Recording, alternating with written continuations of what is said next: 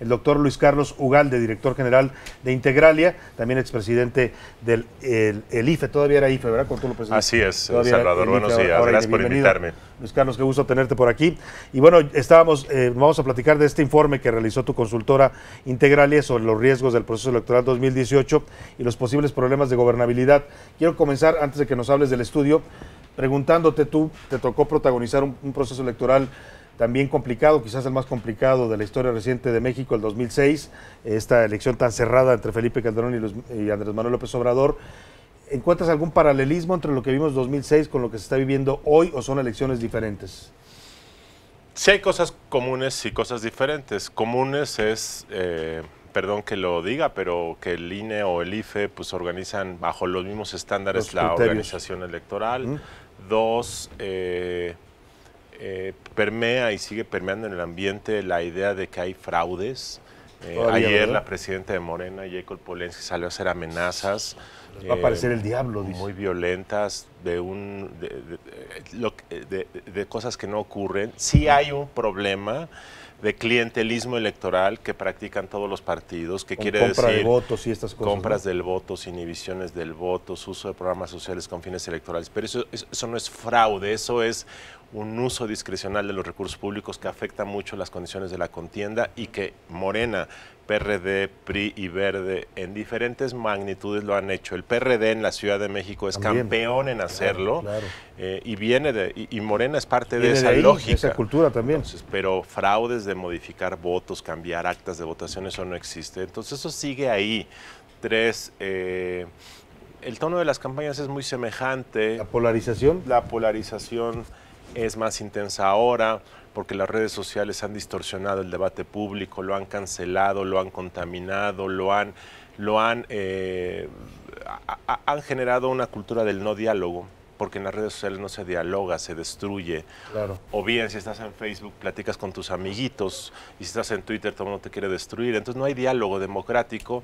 Pero yo te diría que lo bueno es que pues, hay elecciones, hay polarización, pero se van a celebrar el domingo y yo creo que mucha gente va a salir a votar. ¿Y hay un INE, te parece fuerte, que está organizando bien las elecciones? Yo creo que el INE las organiza bien porque tiene un manual muy claro de lo que tiene que ir haciendo y lo hace bien. Y hay otras cosas que están fuera de su control, como todas estas prácticas de clientelismo, como las ejecuciones de candidatos, que es algo que no ocurrió en 2006 y claro, que escapa la posibilidad del INE de poder intervenir. Pero yo creo que lo está haciendo bien, por supuesto. Lo están haciendo bien. Sí. Eso nos lleva a este informe que elabora Integralia, que son los riesgos del proceso electoral 2018. ¿Qué riesgos está advirtiendo tu consultora? Mira, el tema central políticamente hablando de una jornada electoral es la aceptación del resultado por los participantes, particularmente por los que pierden. Y si logramos el próximo domingo que haya eso, creo que vamos a cambiar la lógica de las elecciones. López Obrador en 2006 acusó un fraude que no ha aprobado todavía y eso hizo que en 2012 nuevamente se desatendiera, se desacatara el resultado. Esto no solamente ha ocurrido en la elección presidencial, ha ocurrido en muchas elecciones locales. Que desacatas el resultado o bien la otra cara de la moneda es que te adelantas al resultado y dices que ganaste, lo que se conoce como el madruguete. Madruguete, claro. Entonces, madruguete o desacato son dos caras de un problema muy grave de la política mexicana que no es aceptar el resultado. Probablemente en esta ocasión, Salvador, si los números que vemos en las encuestas se mantienen, se dé un fenómeno en donde se acepte el resultado. Pero ¿es una buena noticia? Sí lo es. Lo que no es una buena noticia es que si ese margen fuera de 2 puntos, a lo mejor habría lío. Claro. No hemos avanzado en ese sentido como cultura democrática. Somos rehenes del tamaño. Y ser rehenes del tamaño es un reflejo de una muy pobre cultura democrática y de mucho oportunismo político. 2.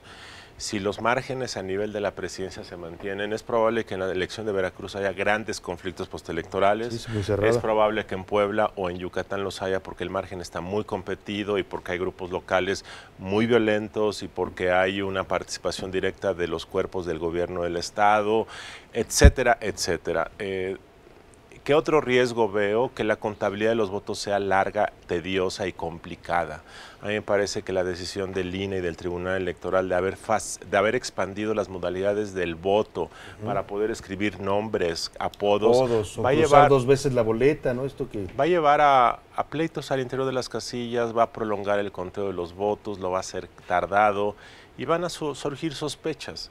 Reitero, la ventaja de una elección como la del domingo, donde probablemente haya una diferencia significativa en la elección presidencial, significa que a las 8 de la noche quizá las encuestas privadas, las de salida, puedan anunciar sus resultados a través de los medios de comunicación. Y eso significa que desde un punto de vista político está parcialmente resuelta la elección. Ya no importa el PREP, ya no importa lo que diga el INE a las 11 de la noche mediante su conteo. En 2000 pasó eso, cuando los medios de comunicación nos dijeron a las 8 de la noche ganó Fox, ya todo el mundo empezó a celebrar.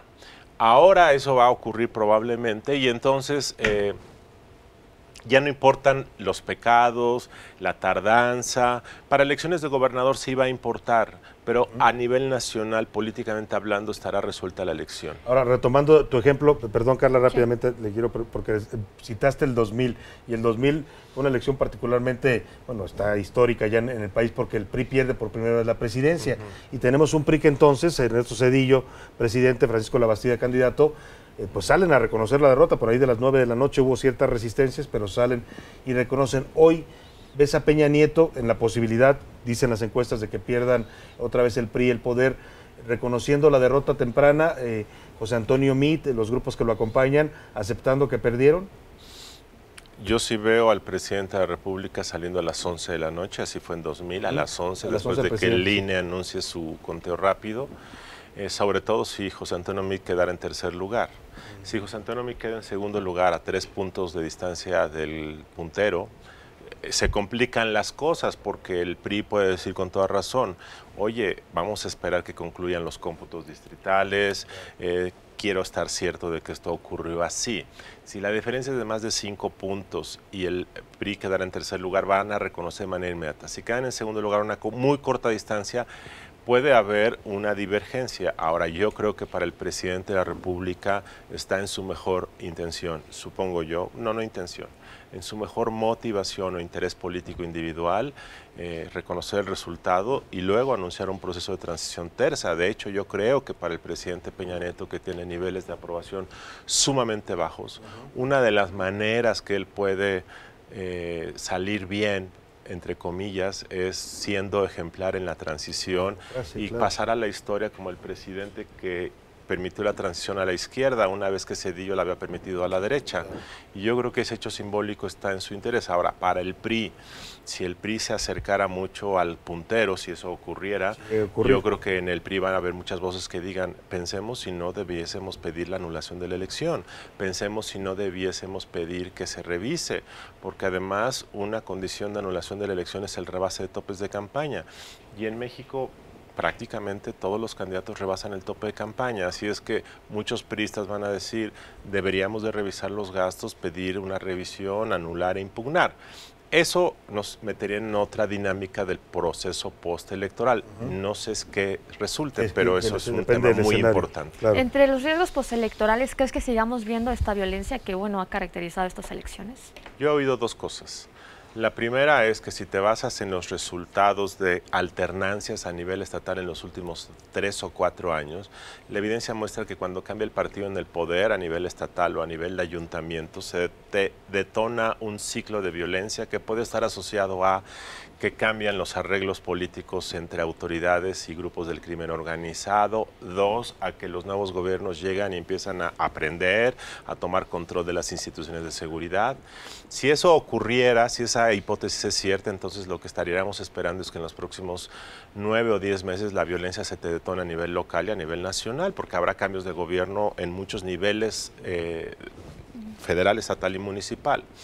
Esa es una hipótesis que yo creo que es la más plausible, que veamos un incremento en la violencia en los próximos un año y medio. La otra es que el crimen organizado haya logrado su cometido a través de las amenazas mediante ejecuciones, a través de negociaciones con candidatos.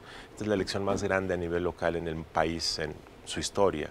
Entonces, la posibilidad de que el crimen organizado se haya infiltrado en muchas campañas locales podría significar que una vez que ya tomaron control, pues se hace la paz simplemente porque ya tienen control. Esa es otra explicación.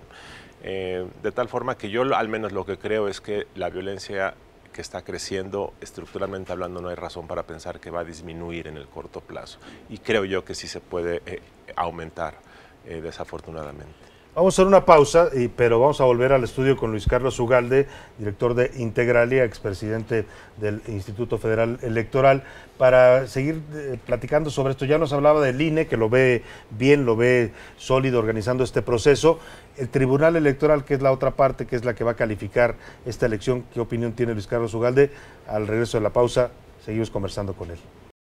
Seguimos en el estudio conversando con Luis Carlos Ugalde, el doctor Luis Carlos Ugalde, director general de Integralia, que nos viene a presentar este informe de los riesgos del proceso electoral. También él, como usted recuerda, fue presidente del IFE, del Instituto Federal Electoral, el antecedente del INE, en el año 2006, en aquella complicada elección. Y te preguntaba, antes de irnos a la pausa, ya me comentabas que ves bien al INE en su labor, vaya, de organizar las elecciones, de conducirlas.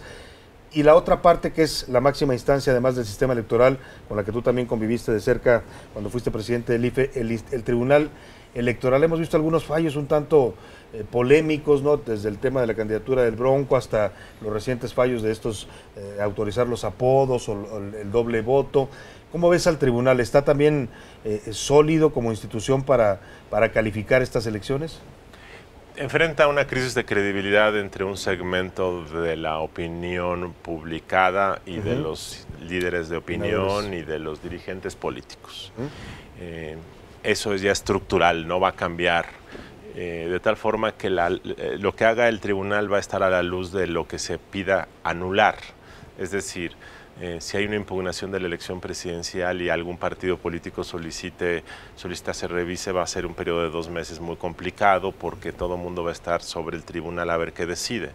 Si la elección presidencial no se impugna, pues entonces el tribunal tendrá que decidir algunas elecciones de gobernador muy complicadas como la de Veracruz o la de Puebla o la de Yucatán. Y muchas de senador y diputado. Yo creo que ahora, si la elección presidencial se resuelve por un margen amplio, las impugnaciones van a venir a ese nivel, porque a ese nivel va a estar la lucha política para ver los balances en el Congreso Federal y en muchas diputaciones locales y ayuntamientos. Pero esas son primero resueltas por tribunales locales y luego pasan a revisión por el Tribunal Federal, de tal forma que la presión política va a ser mucho menor. Pero una vez que acabe el proceso electoral, yo creo que sí va a haber una petición de que se revise qué hacen las autoridades, cuánto cuestan las autoridades. Hubo muchas críticas a la conformación del Tribunal Electoral hace 2 años por el procedimiento que se siguió. Y yo creo que eso va a renacer en 2 o 3 meses, pero reitero, nuevamente, Salvador, todo está a veces en este país, se lee y se analiza respecto a qué pasa con la elección presidencial y eso es lo que va a determinar un poco el juicio sobre este tribunal en el corto plazo. Ahora, lo que sí es un hecho, independientemente, como dices, de que lo que pase en la elección presidencial, es que estamos ante un momento que va a reconfigurar el escenario político, ¿no? Yo veo un sistema de partidos que se va a sacudir después del 2 de julio, ¿no? Tal y como los conocemos ahora. Bueno, no se va a sacudir, va a entrar en una crisis terrible y eso es muy preocupante para la gobernabilidad del país, porque tenemos un sistema de partidos endeble, corrompido, de baja calidad, sociedad, ¿no? Cuestionado. Pero lo que vamos a ver del sacudimiento no necesariamente nos va a llevar a algo mejor, nos va a llevar a algo peor. ¿Qué es lo que vamos a ver? Que el PRI se te va a colapsar en el ámbito del Congreso Federal, va a pasar a la tercera parte de su fuerza actual. El PAN va a entrar en una crisis interna, el PRD va a quedar como un partido testimonial, 15, 20 diputados, y es probable que muchos de ellos migren hacia Morena en los próximos meses. Y luego vas a tener una fuerza electoral que se llama Morena, que ni siquiera es un partido político, es un movimiento, es una expresión de enojo, es una encuesta. Es una encuesta, literalmente. Y entonces, ¿cómo formas esto que es una amalgama de verdes, rojos, amarillos, morados, del norte, del sur, enojados, no enojados? Es un lío. una fuerza como Morena, que no es un partido en el Congreso, además con tendencias a ser sumisos frente al nuevo líder de corte populista, nos habla de que el sistema de partidos puede entrar en una crisis, y dos, de que el Congreso puede perder su función de contrapeso. No es que la haya tenido... No es que la hayamos tenido plenamente, pero hemos avanzado, ¿no? Digamos, del 97 para acá. Ha habido algunos avances, retrocesos, el Congreso se te ha contaminado de moches, corrupción, clientelismo, pero ahora todo eso puede incrementarse y el Congreso volverse un Congreso tipo de los años 70. Hace poco un candidato a diputado federal de Morena me decía, el Congreso no va a ser relevante, el Congreso no va a importar. El Congreso va a hacer lo que diga el presidente y el control va a ser férreo. Yo sí veo que lo que se ha avanzado, que reitero, hay muchas deficiencias, se puede retroceder por este control hegemónico y por el estilo político de Morena, que es un movimiento que tiende a decirle sí al líder político, vertical, pues, ¿no? Digamos. Y ese estilo yo creo que puede ser muy dañino para los pesos y contrapesos de la democracia. Con los candidatos independientes, ¿qué valor crees que tienen en esta elección? Yo creo que hay que leerlos de manera diferenciada. Yo creo que la experiencia presidencial deja un sabor de boca malo por la figura frívola del Bronco. Pero yo creo que Margarita Zavala hizo un ejercicio bueno de una participación. Que se haya retirado antes de tiempo fue porque vio que no tenía ninguna posibilidad, pero yo creo que lo de Margarita es un buen ejercicio. Yo creo que a nivel local hay varios ejemplos locales que no hemos prestado atención que son exitosos. Todo el mundo habla de Kumamoto, pero en la Ciudad de México hay uno. Hay varios a nivel local, hay varios a nivel municipal. Yo creo que es una figura en gestación. La democracia no se va a resolver por la vía independiente, por supuesto que no, pero es una participación alternativa que yo creo que hay que evaluar en su conjunto. En 2013 fue el primer experimento, llevamos 5 años, yo creo que en 2 o 3 años habría que hacer un corte de caja para ver en su conjunto cómo funciona, qué hay que cambiar, pero me parece que hay que darle tiempo. Aquella elección del 2006 en la que tú fuiste parte importante, Luis Carlos, nos trajo como consecuencia, después de todo lo que pasó, la toma del Paseo de la Reforma, las protestas, todo eso, una reforma electoral, un cambio a la ley electoral que hoy también está siendo cuestionado, la espotización de las campañas, el gasto excesivo. ¿Crees que este proceso nos traiga otra revisión a la ley electoral? Ojalá, si se hace bien, pero pueden pasar que se haga otra reforma electoral y se empeoren las cosas. Si tú desmontas y haces una reforma electoral base cero y vas poniendo en la báscula cada elemento de esta ley electoral y vas evaluando si funciona o no funciona, será muy positivo. Por ejemplo, yo creo que esta elección nos da una oportunidad que es desterrar la cultura de la desconfianza. Y eso nos ha costado muy caro porque ha significado desde papelería, desde un mecanismo de capacitación de funcionarios de casilla a partir de la insaculación de millones de personas que te cuesta carísimo, hasta no implementar mecanismos de voto electrónico. Yo creo que desterrar la desconfianza puede permitir avanzar, reducir costos y mejorar el sistema. Ahora, otra posibilidad, Salvador, es que como ganó el candidato políticamente correcto, ¿para qué hacemos una reforma si ganó la justicia histórica? Y entonces se olvide eso y nos vayamos así para los próximos años. Eso también es posible. ¿Cuál será la cuestión? Yo esperaría que los partidos de oposición, que siempre son los que promueven reformas electorales, lo pongan en la mesa muy rápido, pero reitero, ante las prioridades del probable futuro gobierno, a lo mejor dice eso no es necesario. Y yo creo que esta reforma, yo creo que el sistema electoral tiene muchas deficiencias que hay que corregir. Bueno, pues ahí está la opinión de un experto en estos temas, doctor Luis Carlos Ugalde, director general de Integralia. Y bueno, pues agradecemos mucho el que hayas visitado. Gracias, Salvador.